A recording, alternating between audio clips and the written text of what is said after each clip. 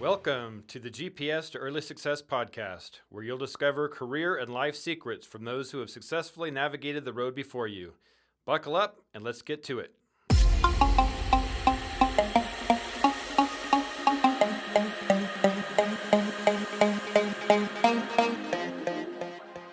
All right, welcome to another episode of the GPS show.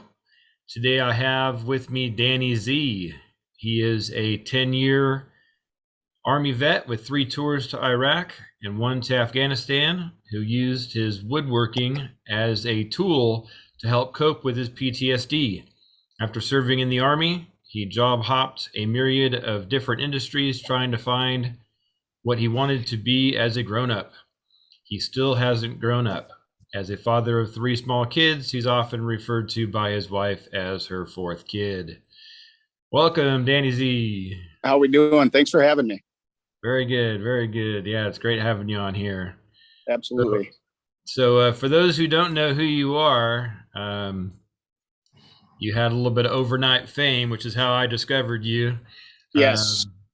Yeah, we're both on LinkedIn, and I was just cruising the news feed, and up came this picture of you with your cover head to toe in like drywall dust, I think it was. Yep, drywall dust. I was in the middle of a bathroom remodel, and that was drywall day.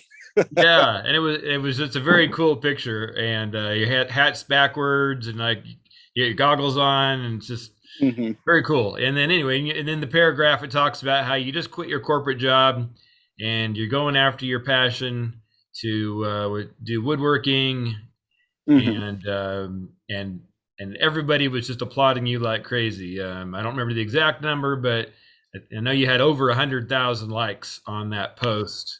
Yeah, I think you got over 2,500, regular followers now. Is that right? Yeah, I believe so. I haven't checked the numbers. None of it really was. Obviously, the post wasn't made for accolade or fame or anything. It was just kind of sharing my 2 cents on what I thought of the world, I suppose. Yeah. And I was that guy who fell into it when I got out of the Army. I was like, man, the more money I can make, the higher up the corporate ladder I can climb, the better. I want all the things, the fancy watch, the nice ties, this, that, the other. Yeah. And as it came down to it, to me, none of that stuff really does matter. I mean, I like having a truck that gets me by and, the things that get me through life, but the sales trips and everything like that it just wasn't for me anymore. And how many years did you do it? I was in sales for 5 years, and then before that I was everything. When I got out of the Army, I actually started at a Harley dealership, just pushing bikes around, cleaning bikes, for barely over minimum wage sort of thing. And actually, I worked my way up to service manager at a dealership. Ended up, we were a couple hours away from home, my wife and I, and at that time, our 2 kids. And, being like 2.5, 3 hours away, it was like being on the other side of the country from our family. We couldn't get family to visit much. And my wife was spending, more time back home than she was where we lived. So it was kind of one of those things where it was like, as nice as it was, we had to find a way to move back home. So I took a gig with the post office, actually, and I was a letter carrier. So the guy was walking around carrying the mail. It was good, but there's a lot of behind the curtain stuff with the post office that, just not pleasant. But anyway, after that, found myself leaping into sales, and that was kind of a chance thing where I submitted my resume at the right time and right place, and the right person looked at it and brought me in and, kind of took me under his wing. And then from there, I progressed and ended up shifting into a different sales company, which honestly, I'd be amiss if I didn't say that they were a great company to work for and sold a very good product, but sales just wasn't for me. Yeah, I get it. Yeah, I can't remember if I told you, but we have, quite a bit in common because I was in corporate marketing for almost 20 years and then burnt out real bad and just felt like I wasn't where I needed to be. And so I switched over to teaching and education, and yeah, I've found a new joy there, when I Hmm. started working with the kids and doing all that. And now I'm a career and technology education director, sort of putting the systems in place to help the kids Hmm. figure out what they want to do with their lives, discover their passions, discover their skills, find out what jobs can take advantage of both of those things, and Yeah. step in the right direction. Essentially, just making sure they pick right the first time, unlike me. Right. Yeah. So, I know the feeling. yeah, yeah. So going back to your your big post, you said you didn't really mean for it to happen. You were surprised, I Hmm. guess, by how much everybody applauded you. Yeah. Um, so what did the fame feel like? How did it change things for you? It was very humbling, to be honest, and it felt very authentic. To me, what that said was I think it was like 104,000 people that reacted to it. Uh, you know, there was that many people, probably more, who felt the same way I did. Yeah, absolutely. And that probably hit home the most with me. And that's why I was like, well, maybe I should capitalize on this and, continue to kind of send a message out of you can do it, whatever your passion is. If it's, something with IT or something with the trades, whatever, take the leap. Every industry is hurting right now, and there's you could be much better off financially, mentally, emotionally, doing it on your own, being your own boss. Right, right. Yeah, I read a stat somewhere. I've heard two different numbers. One says 65%, the other one says 80%, and that is the number of people who are unhappy with their jobs. Mm-hmm. And they're both crazy high, and it's really Mm-hmm. sad. And again, I was part of that number, Yep. 10 years ago, and people say, "Oh, you're so courageous, changing careers in your 40s." It's like, it really didn't have much courage. Didn't have much to do with it. I was honestly Mm-hmm. just like at the end of my rope. I didn't feel like I had any other choice but to quit. I mean, I just Yeah. yeah, it wasn't like, oh, I think I'll do this and I'll plan it out in nice easy steps so that I transition smoothly, because there was not a smooth transition. Mm-hmm. But anyway, I'm glad that yours worked out pretty smoothly. And yeah, Thank you you. really should use this platform, because yeah, there's nothing wrong with capitalizing on, educating the world on something that's helpful to them.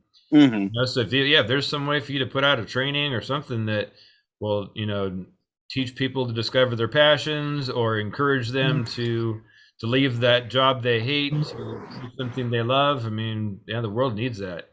Mm-hmm. They do. I mean, I don't know. I can't speak for people before me, but I know my age group, kids that I talk to since, college is pushed so heavily. An education to succeed. You need this, you need that. My father just retired in July after 40 years of the meat purchasing industry. And he was like, in all honesty, they can get 3 college graduates for what they pay me, entry Mhm. level. It's it to me. I feel like it's kind of a fallacy. You don't need college. You need to bring something to the world of value. And fortunately, I'm creative enough, and I think outside the box. One of the big things that I've realized over the past couple months is you get a lot of contractors that are just going to say, well, I can't do that because, or, I don't want to make this because. And I'm the person they call and they say, can you make it work? I say, yeah, I'm going to make it work. And that's a prime example as I'm, sitting outside the garage here, building my brother's, mobile meat smoking trailer. He keeps throwing ideas at me. I say, yeah, we're going to make it work. That's great. But that's exactly the kind of person that is needed in every industry. Hmm. Whether you're you're building something or just asked to solve a problem in a corporate office by your boss. I mean, if your answer should always be yes, I will figure it out. Yep. Not make a bunch of excuses about why it can't be done, or oh, we tried that before. Right. Or, oh, it's not my job. Right. That was always one of my biggest pet peeves. We had people, in every job that I had, oh, well, that's not my job. Everything's your job. You're Yeah. getting paid by It's the your job if your company boss says to it's your provide for job. the company. Yeah. Oh, that's funny. Yeah, those Yeah. old corporate days, lots of stories. Hmm. So, what was your first job ever? Ever, I was a produce stocker at our local grocery store. All right. Yeah, Arby's roast beef And for me. nice. Yeah. The Army aged me quite a bit mentally, I would say, or it forced me to grow up. That and marriage, having kids, you have these responsibilities of you can't goof off anymore. But, I, ashamed to say at this point, I was fired because I goofed off too much. Yeah. Wait, hey, was that your first job? Yeah. No, that's funny. I was about to tell you I got fired from Arby's too. I made it 30 days and they said, "Man, we thought you might be able to pick up on this and speed up and work a little harder, but you're just not doing it. So you're out of here." Yeah. Sorry. Yeah. It's like, oh, it's my first job. I didn't know what to expect. I mean, Mm-hmm. I had a single mom and she was kind of easy on me. I didn't realize that my bosses would not be like my mom. So, I learned. Yep. Oh man. So yeah, I always like to ask the first job story because this podcast is really designed for late teens, early 20s, trying to figure out what to do with their lives in terms of Mm-hmm. career and just other life advice. I like to try to give them some wisdom, help them learn from our mistakes, so they Sure. don't have to make them themselves. So usually when we talk about our first jobs, I mean, they're like, oh, I'm in that kind of job right now. So you guys really Mm-hmm. do know what I'm going through. Yeah. And one of the things that I think is cool to, look back and remember that is, I think every teenager starts somewhere like that. My sister was a cashier at McDonald's. My brother, I think he worked at the grocery store too. And, as you grow up, you just kind of realize that's kind of a rite of passage sort of thing. Mm-hmm. And, you know, it, you don't have to wait or to be 18 to decide what you want to do as an adult. I'm 36 years old and I just made this transition. You said you were in your 40s and you finally did your leap. Yeah. You don't have to make a decision at that age, but if you have a desire for something, be sure to follow it. Right. And try to find your desire as soon as you can. So I'll Mm-hmm. tell my students that if you can figure out what you want to do for a career in your teens, then you don't have to waste any time working at McDonald's or Taco Bell or one of those places. You should go, if you want to be a veterinarian, you should go and sweep the floors or answer the phones at a veterinarian office and start Yep. meeting some of the people who can help you with your career later. It's still the same kind of Mm-hmm. entry level work. I mean, you'll get paid minimum wage and all that, but at Right. least it'll be a stepping stone. You'll be able to see on your resume, I've been working in a veterinarian's office and in some respect for the last X number of Mm-hmm. years, and it's gonna. I mean, no one ever puts McDonald's or Taco Bell on the resume. I mean, Right. if they do, they need to take it off right now because Yep. nobody cares. Nobody wants to know that. Yeah. Unless you're going from McDonald's to Taco Bell or something. But Right. Or if you want to be in the restaurant industry, because there could be some great careers, as a general manager or a regional manager of a restaurant chain. I mean, absolutely. Mm-hmm. But if just make sure you're in line with what you want to do later is what I tell Mm-hmm. all the young people around me. Yep. So and you mentioned college earlier. I wanted to add something to that. I've Mm-hmm. read quite a bit on this lately.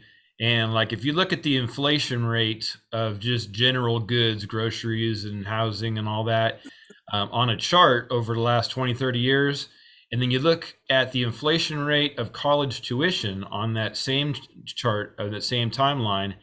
College tuition just goes straight up Hmm. compared to, like, housing and food and all Right. that.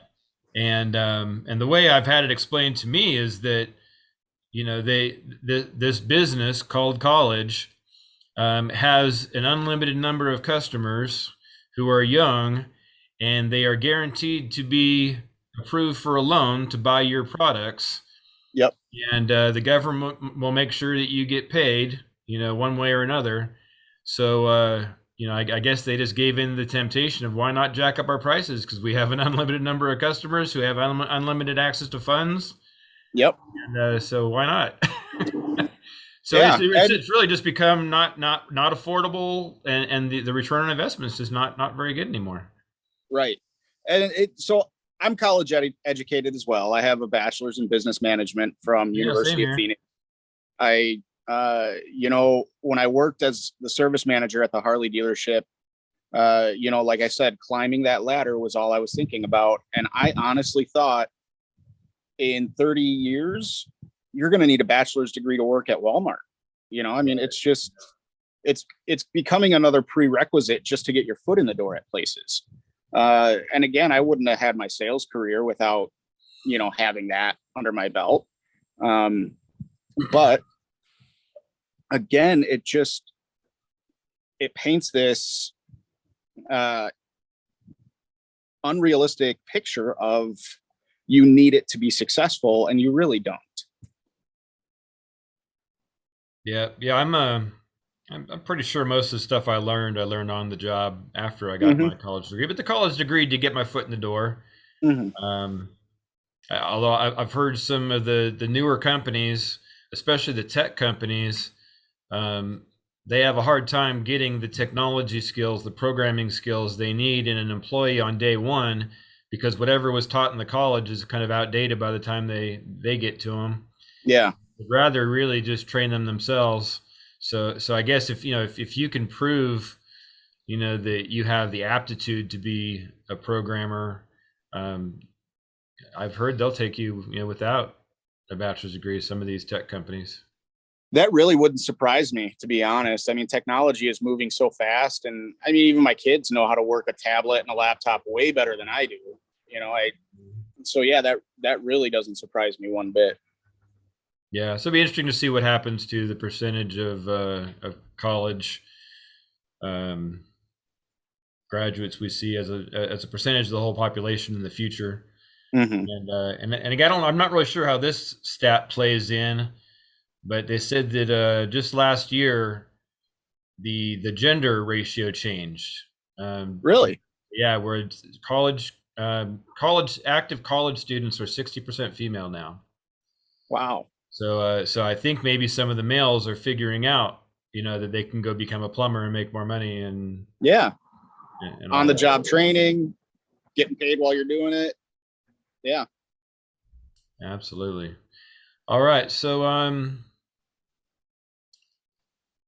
let's see. You mentioned in your bio how your woodworking helps with your PTSD that you got in Hmm. the military. Can you talk about that a little bit? Yeah, absolutely. So, um, the tours that I did, I was in the infantry, and the tours weren't necessarily the easiest. My unit was actually covered by Laura Logan on 60 Minutes, for when we were in Afghanistan.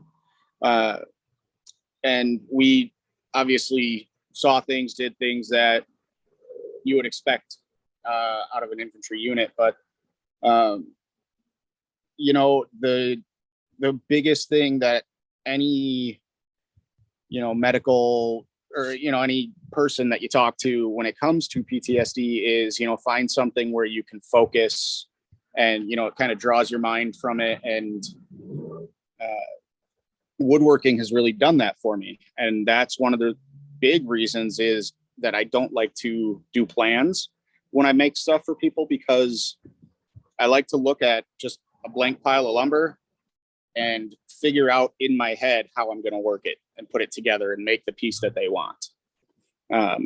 instead of, drawing it out on a piece of paper and saying, I need 10 of these, 11 of these. Right. So were you a Lego builder as a kid? No, I was not actually. No. Did you build anything like I don't know what else, Tinker Toys, Rector sets, A little bit, yeah. So my grandfather was a carpenter and a cabinet maker by trade.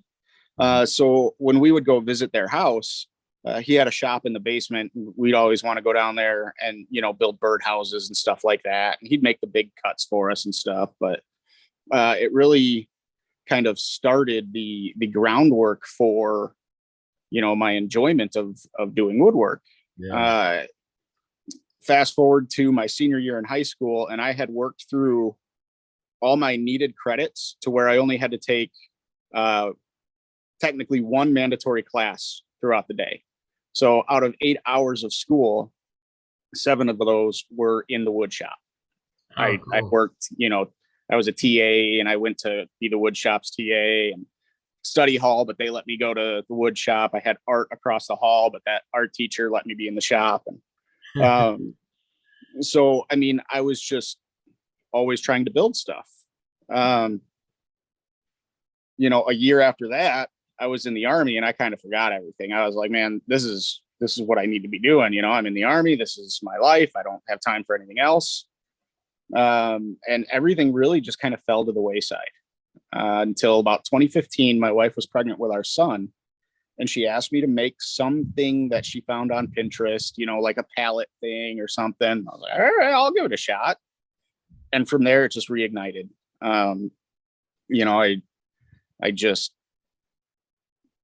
wanted to, stay busy making things as much as I could. That's cool. Yeah, I mean, there's something about creating things. I don't know if it's for everybody, or maybe to certain personality types, but I'm a creator myself.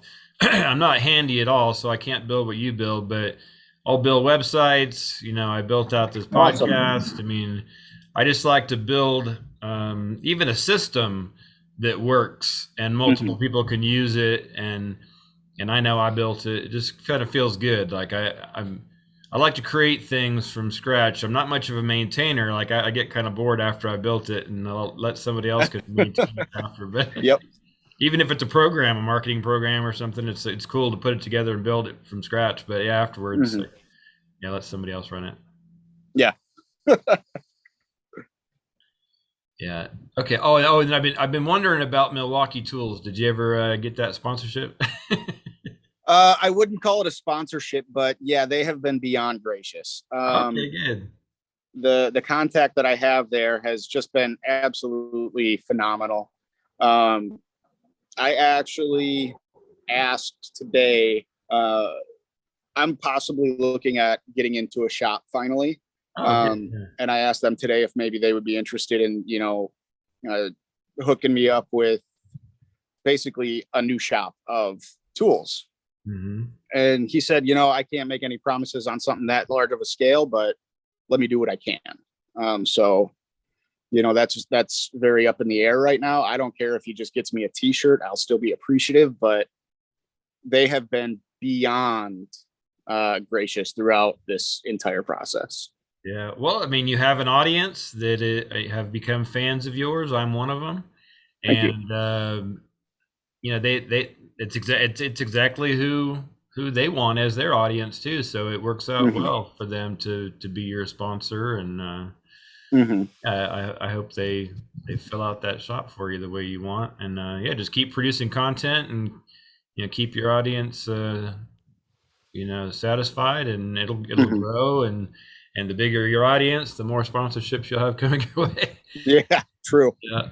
I have yet to get 100,000 likes on anything I've ever posted. So you're ahead of me. I'm hoping to be like you when I grow up.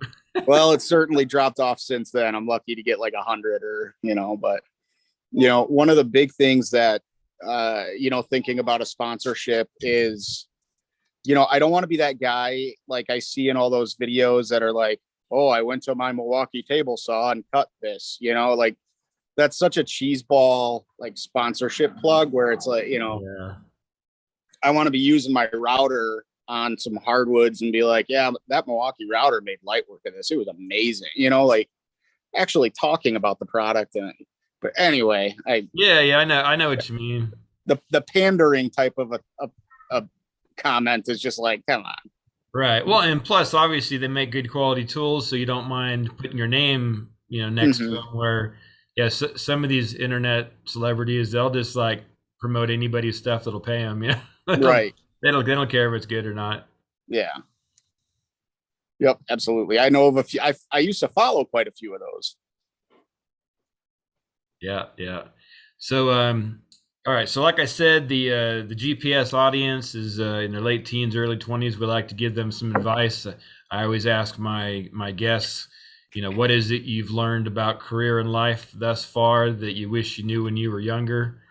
And I know you had a couple of thoughts on that. Yeah. So the biggest thing that I could say is to not believe what the societal norms are. Just college. Yes, it can be beneficial if you have a passion for something.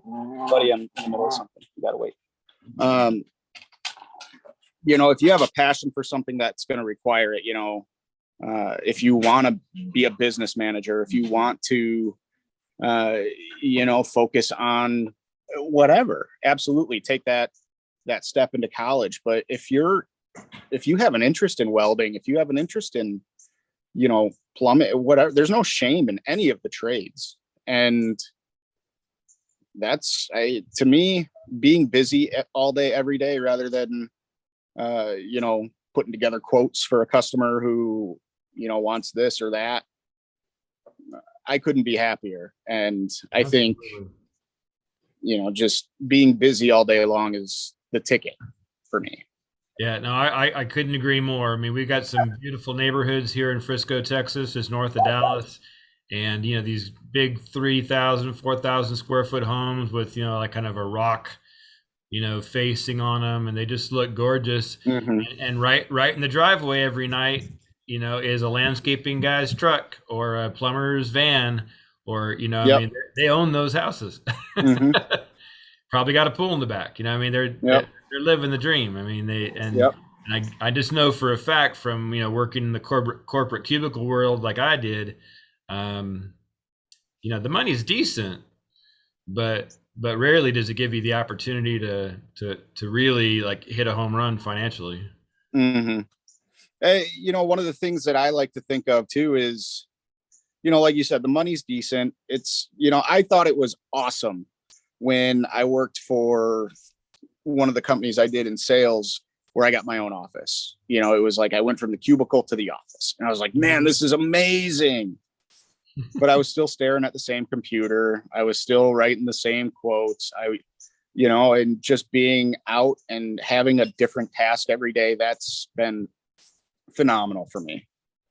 Yeah, that's awesome, man. I'm really happy for you. So you mentioned that you have a nonprofit that you'd like to talk about a little bit, right? Yep. So I am involved with a national nonprofit called Irreverent Warriors. Our mission is to bring veterans together using humor and camaraderie to improve mental health and prevent veteran suicide. When I stumbled across Irreverent Warriors, the word suicide awareness is everywhere.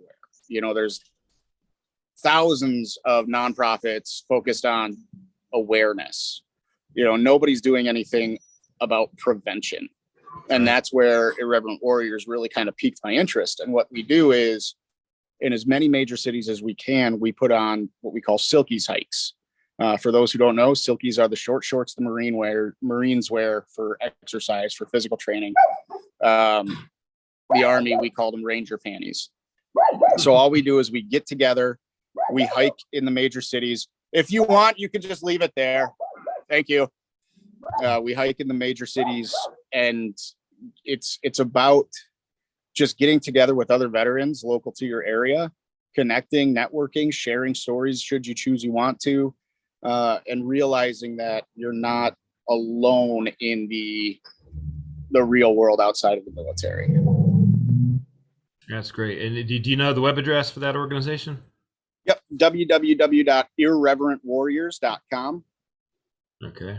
There's also local Facebook groups all over. So the group that I am in charge of is IW Milwaukee. We have Iowa, Chicago, you name it. Okay, very good. Yeah, so I'll make sure as I type up the show notes that I put a clickable link into the notes so that they can easily get there. Great, thank you. Yeah. And then before I ask you for all of your other contact info on how people can find you, any other final thoughts you want to include? I just wanted to say thanks for having me on. I really appreciate it. And I sincerely hope that whoever listens to this really puts a lot of thought into, following what they feel is best for them when it comes to what they want to do when they grow up, sort of thing. You don't have to be a banker if you don't want to be. Mm-hmm.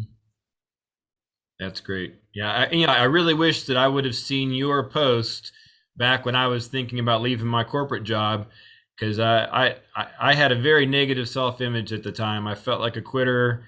I didn't have a positive angle at all on what I was doing. All I knew is I couldn't do it anymore. Mm-hmm. So if there's anybody else out there that feels stuck in their job and they're miserable and they're tired of being miserable, it's there's no shame in making a change. Do what makes you happy. Make sure your family is still taken care of, but just go for it. Make the change. Yep, absolutely. I mean, there's people with remote control car stores. If you feel like you could have a market on it, you probably could.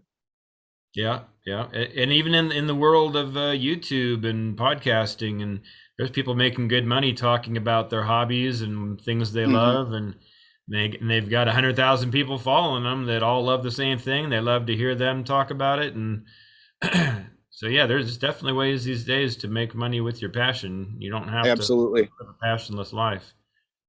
Absolutely. All right, man. Well, you've given a lot of good wisdom to the audience today. I really appreciate that. Let them know how they can find you and look you up if they want to ask you some questions, or maybe even buy some of your furniture and such. Absolutely. So on all socials, I am at DZ Woodworking. So Facebook.com/DZ Woodworking, and then at DZ Woodworking for everything else. Danny Zintek, obviously, on LinkedIn. And I have an Etsy page, but it's very, very outdated. So. All right. And you have a website coming, I think, right? It's in the works. I have been speaking with a company actually about doing it and doing some marketing with them and stuff like that. I am actually just kind of saving up to make that all happen. All right. Well, I'm sure that once you get that done, they'll be able to find that domain .com domain on your Facebook page and everywhere else that you already exist. Yep. Knock on wood, it'll be dzwoodworking.com, but hopefully nobody goes and takes it now and forces me to buy it from them or whatever, but I'll figure something else out. Yeah. Oh man, I gotta love that knock on wood pun. Yeah. Had to put it in there. Yeah, I love it. All right, man. Well, like I said, I really appreciate your time. I look forward to interacting with you more, and maybe we can do this again another year and to see where we both are. And yeah, absolutely. But you're definitely you're in the first 10 episodes for sure of this show. So hopefully a year from now I'll have over 100, and we'll both have some new stories to tell. Awesome. I appreciate it, and I look forward to it. All right, man. Have a great night. Thanks. You too. Yeah. Bye. That is all we have for you today. Whenever you feel lost, we'll be here to show you the way. Big thank you to Rockstars of Tomorrow in Frisco, Texas for the use of their state-of-the-art recording studio and for supporting our cause. Leave a review on your favorite podcast player or go to thegpsshow.com to be notified of every new episode.